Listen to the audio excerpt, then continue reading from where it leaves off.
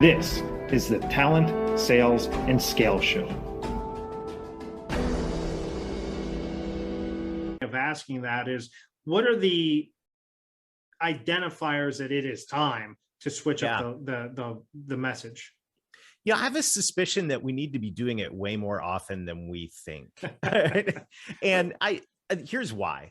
The world is changing rapidly. And I think, I can look back over personally my 3 decades in the sales and marketing world and identify, maybe it's just getting older, but it seems like things are changing a lot quicker now than they were, say, 20 years ago. And what that means is, I think there's a lot of potential first mover advantage for sales and marketing teams that go out and really have their ear to the ground and can pivot their message quickly. Look, your product and service doesn't necessarily change. You're still selling the same product. Just like tech company was selling a SaaS product before the pandemic, they were selling it during, and they were selling it, now, air quotes, around after the pandemic. And the product was probably the same, but the outcomes their clients wanted, and therefore probably the features and different aspects of the product that the conversation ended up focusing around were different. So you go, okay, well, if I want to get competitive advantage and I want to get a first mover advantage, if you will, in the marketplace, the beautiful thing is you can always get a first mover advantage. You don't have to be a brand new company in a new space to get a first mover advantage. You can always get a first mover advantage when you identify a new outcome or a new nuance on an outcome that your clients or best clients want. And that's, how often should you pivot the message? I would say as often as you can. And in the sense that right now, you look and you go, okay, well, what's tomorrow's problem going to be? I have no idea, right? I love futurism and all that kind of stuff. I could maybe guess, but the problem that we're going to have, 6 months or a year from now, if I can be the one listening to my clients and understanding, just go back, let's rewind a little bit and say, if you were on the front, let's say you're in an industry that was highly affected by the supply chain crisis. And quite frankly, who hasn't been? I mean, we've all been affected. If you were on the front edge of watching that unfold and you had your ear to the ground, you're talking to your clients, wouldn't it have been beneficial? And that was the top of mind thing, right? It's what everyone wanted to talk about. Wouldn't it have been beneficial if you could have jumped on that faster?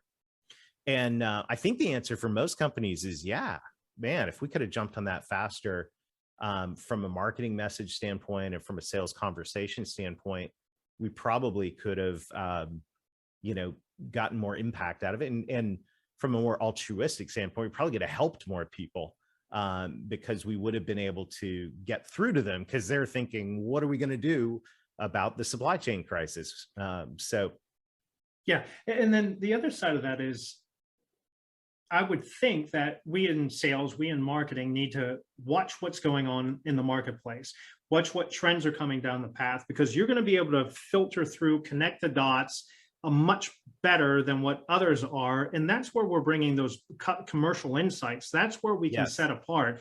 Whenever we do reach out to somebody, whether through phone or email, it's having that commercial insight that's going to catch their attention, go, well, that's curious. In reality, and you said this a little bit earlier, Darrell, a lot of times it's simply repackaging what it is that's going to be relevant to them right now. It's not wholesale changing your offering. You can't do that. It's simply, hey, look at it from this perspective, whereas last week it was from this perspective. So just switching that up slightly is, I think, what would be required, right? Yeah. And I think making this part of your culture, and I think, sales, I've watched sales teams that have integrated, for example, they've realized, what, we need to do more cross-selling and we need better relationships with our clients. So one of the simple tactics they integrate is a quarterly business review. And, so they go in and done correctly. And by correctly, I mean, done with talking about their business and not just yourself. Those become really good, consistent touch points with current clients to have your ears to the ground.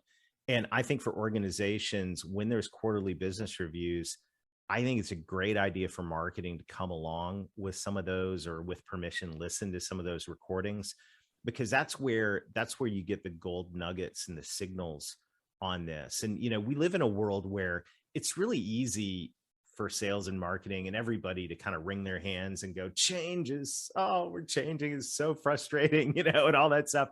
But if we can start to see that change as an opportunity to jump on understanding what the implications of that change are going to be, offering commercial insight and connecting that back to our products and services in support of helping our clients achieve their outcomes,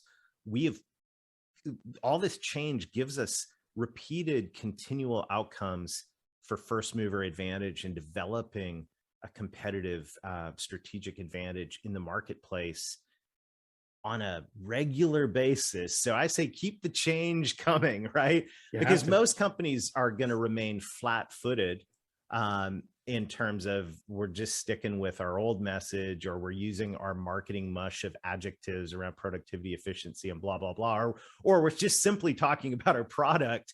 And the ones that can jump on the opportunity to talk about the current outcomes in the language of their clients are going to be the ones that really drive success moving forward, I believe.